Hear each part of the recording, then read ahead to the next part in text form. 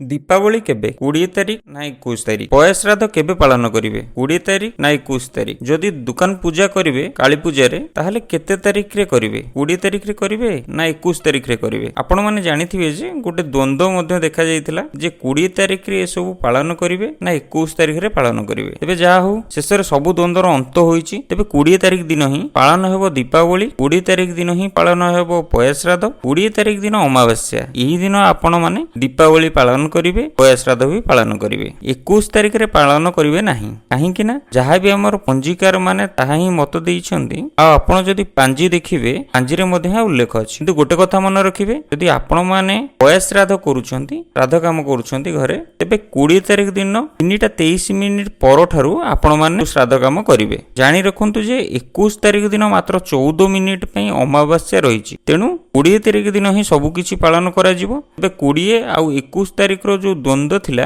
पूरी मुक्ति मंडप जो पंडित माने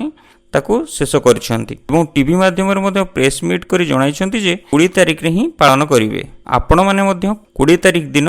दीपावली काली पूजा पया श्राद्ध ए सब पालन करंतु दुकान पूजा अछि तो एही दिन करंतु श्राद्ध क्रम मध्ये एही दिन करि परिवे वीडियो भलो लागिले वीडियो समस्त को शेयर करिवे वीडियो को लाइक करिवे चैनल को सब्सक्राइब करबे को अनुरोध रहिली जय जगन्नाथ जय शिव शंभु।